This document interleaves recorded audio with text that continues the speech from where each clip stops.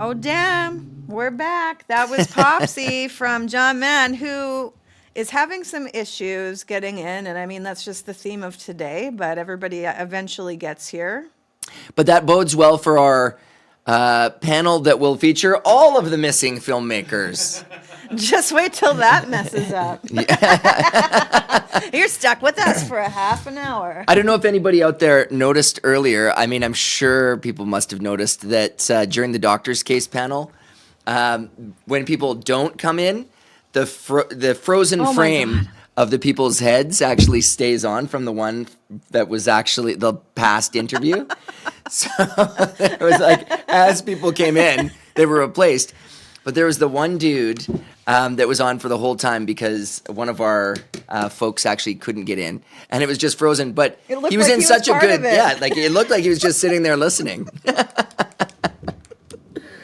Matt, how are we doing? Do we see John? Not yet. Oh, John.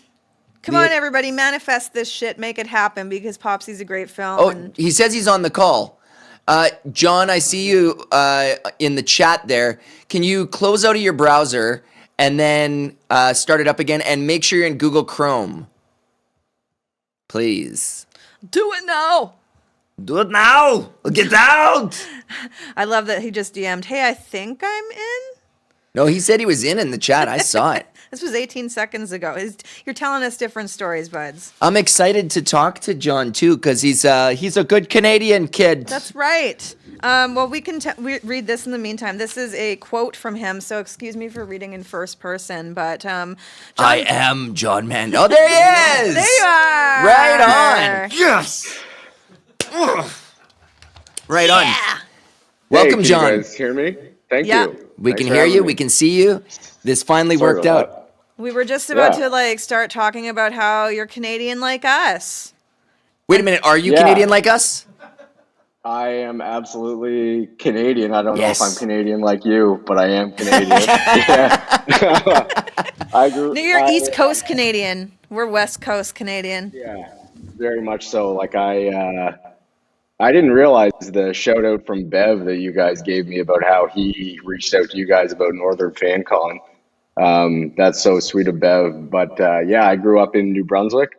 And for the last 10 years, I've been living in Halifax, and that's where I am now. Nice. And is there a pretty, obviously, I mean, you're keeping pretty busy. There's a pretty solid filmmaking kind of culture industry, everything like that out of Halifax? Yeah, things are especially kind of blowing up out here with how we've been able to handle the situation the world's in right now. We've created this Atlantic bubble, and last summer it was one of the safest places to be, and that was coming off of a summer where The Lighthouse was filmed out here. And then we've stumbled a little bit in the last week or so, but this is still considered to be one of the safest places on Earth. So yeah, there's major productions coming out here. There's a Jerusalem's Lot prequel being filmed out here right now with Adrian Brody. The Sinner season 4 is being filmed out here. Lock and Key was filmed out here. Oh, really? Yeah, it's very it's very Maine-esque. So I think that it attracts a lot of Stephen King. Awesome. Awesome. Tell us a little bit about how you came to Popsy. What made you choose this story? My mom reads 100 books a year, and she introduced me to Stephen King. She gave me The Shining when I was in grade 7, and she always spoke about this short story where this kid just kept saying, you know, my pops is going to be really mad. My pops is going to be really mad at you, blah, blah, blah. And then I had finished 2 short films and was looking for the next project, and had always thought that this was kind of like an urban legend. It seemed too good to be true that there was the Dollar Baby program. And sure enough, when I finally looked it up, Popsy was available. I thought that it would translate really well to film as a short film. I trimmed a little bit of it. Obviously, there's no Mr. Wizard in my adaptation. I just tried to keep the story as simple as possible and making our lead Rob as creepy as possible. And I think it comes off well without that kind of exposition as to why he's doing it. I thought that it was creepier just to make this man a horrible human being. We didn't need to see his motivation, sort of thing. And luckily, we've gotten some really good feedback about it. So that's kind of how I came to. That's the long-winded. That's all good. You nailed it. That dude is creepy as fuck. Yeah, there's a lot of Like, comments about it. yeah, totally. And you worked with Yeah. him a lot, it looks like, Rob Ramsey. Yeah, yeah. Rob and I. Funny story. Like before, I was well, I've always been into film. Before it was even a thought of it being a profession. Rob and I were actually in the same floor of residence at university, and it was funny because he would come to school and he was doing theater, and then his summer jobs when everybody else was going home for the summer to work for the city, Rob was going to do like guest spots on Disney shows. So Oh, he had wow. this cool acting career. And then after I graduated from Acadia, I studied at the New York Film Academy for screenwriting, and I reached out to Rob with the first script written because he was kind of the only person I knew in the industry. And that was 10 years ago. And we've done countless short films together. We write and produce together. Um, we won a National Screen Institute Totally Television Award in 2018 for a pilot that we wrote together. And he has starred in 98% of the shorts I've ever made. And we speak every day because we always have we always have irons in the fire together. That's awesome. And I noticed that you do a lot of documentary about drinking. Yeah, yeah, I guess. It's true. It's so Of course, true. you'd find that, Norm. Yeah, I mean, we are, maybe that's how we are Canadian like you. We love nude. So, yeah, Our sponsor So you actually collection probably here. know what nude is, right? Our American Yes. friends, maybe they don't. I do. I have some experience with nude. So, when I started my filmmaking career was in documentary, and then and one of the first documentaries I ever made was called Drink 'Em Dry, and that was about a lockout that happened at Moosehead Breweries in New Brunswick, Delicious. and the best beer on the planet. And this past summer, I created a television show for Bell, which is now available across Canada and on demand on Bell, and it's called Pub Crawl, and it's about basically Rob's the host. It's unscripted, and we went to all the historically significant bars in Halifax, and we learned how much these bars built the city of Halifax and how much they meant to the trade routes going from Europe to the Caribbean, up to New York and Halifax 250 plus years ago. And it's an amazing history that it's easy to kind of scoff at and laugh at.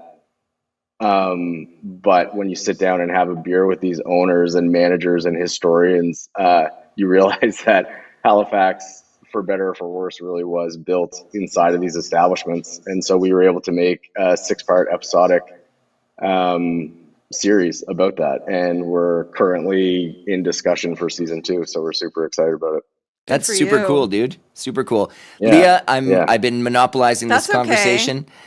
So what do we got on Twitter? We got any Well, I Twitter? have a question for our viewers out there, and you, John. Like, is it wrong that both Norm and I cackled like idiots when he punched the kid out? Like, he looks so giant. I He was think- just Oh my like, God. "Yes." And him and I just lost yeah.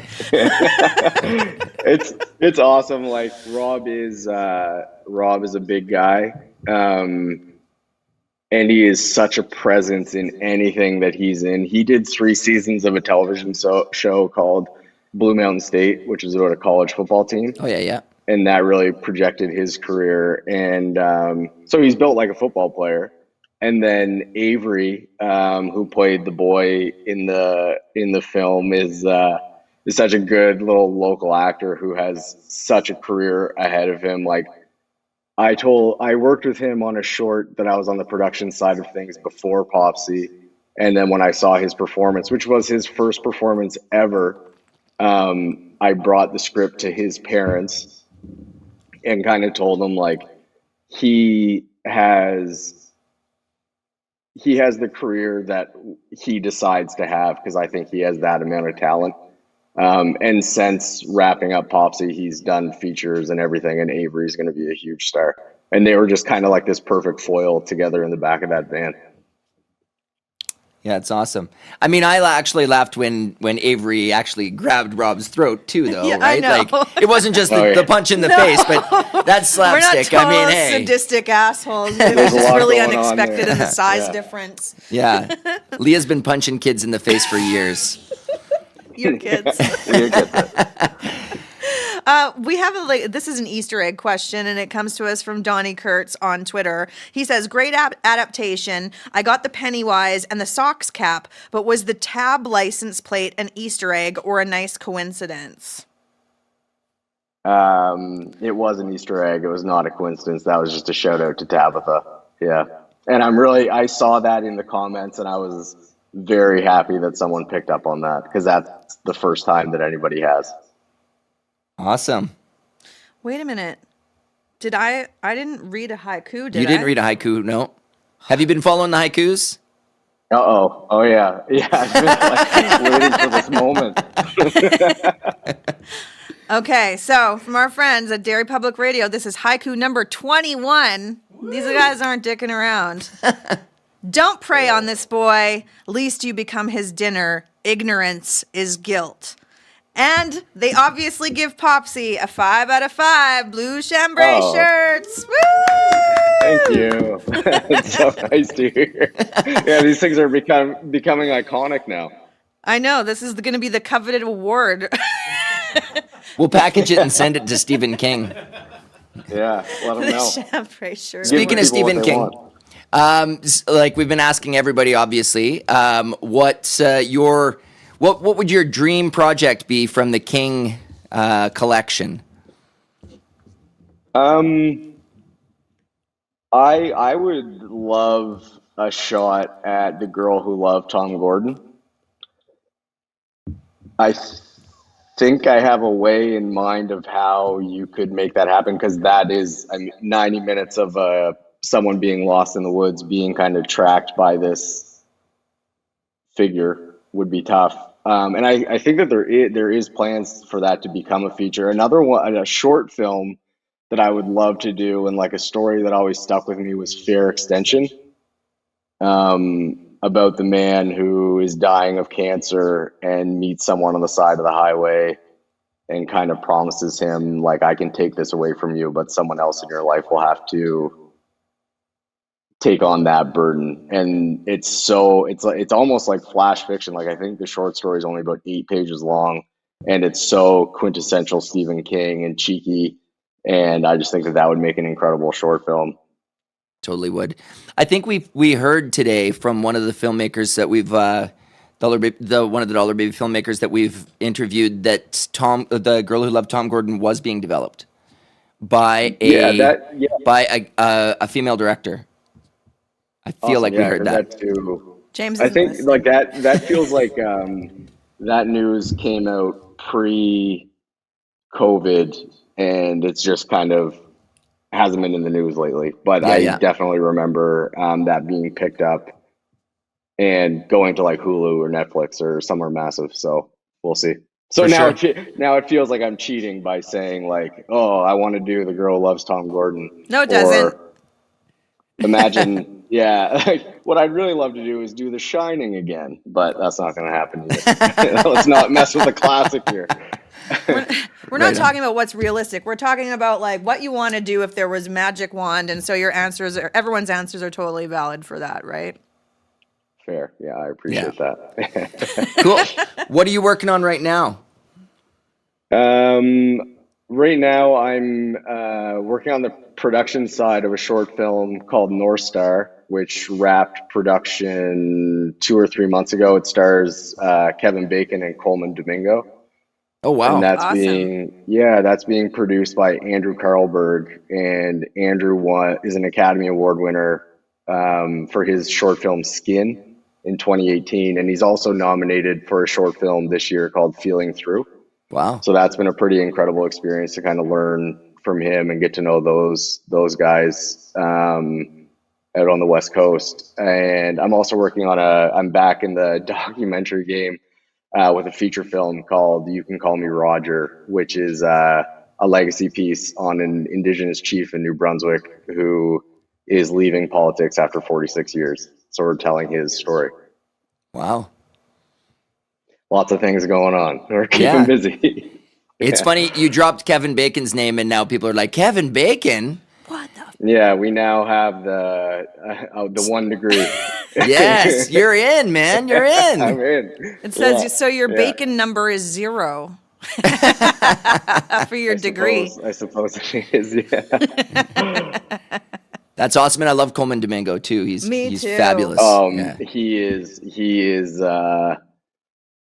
He's on his way. Like, he's an incredible talent, and I feel like The Walking Dead was obviously The Walking Dead. Like, but the past year for him has been so massive, and I think that he's going to be a household name here very shortly.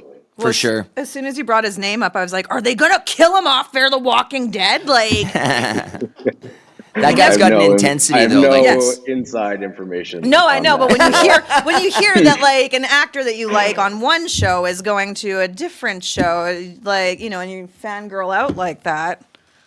It's funny because I've been working with Rob for so long that, like, speaking of fangirling, I don't fangirl for Rob at all.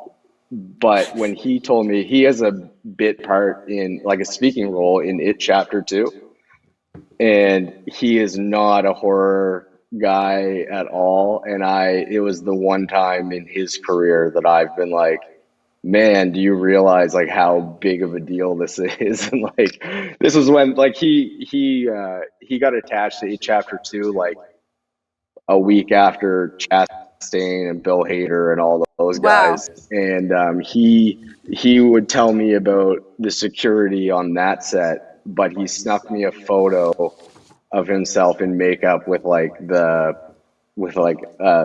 severed neck, I guess. He gets his throat slashed in the movie. And I was like, man, what a thanks for the spoiler alert, G.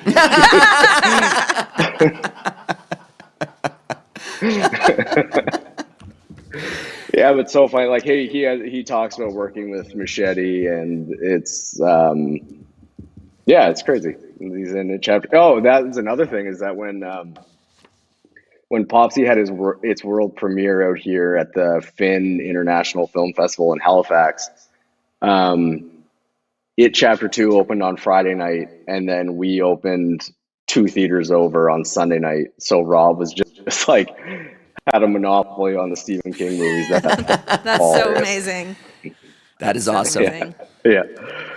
Well, we are at time now. It was so awesome to have you here talking to us and showing your film on Stephen King rules. Yeah. Thank you guys so much for having me, and thank you to Mr. King for allowing you guys to do this. This has been awesome. And shout out to you guys, because this is a marathon that you guys are doing right now. No sleep till Brooklyn, buddy. That's right. That's right. That's right. Bye, John. Thanks, John. Yeah. See you later, guys. Thanks Cheers. a lot.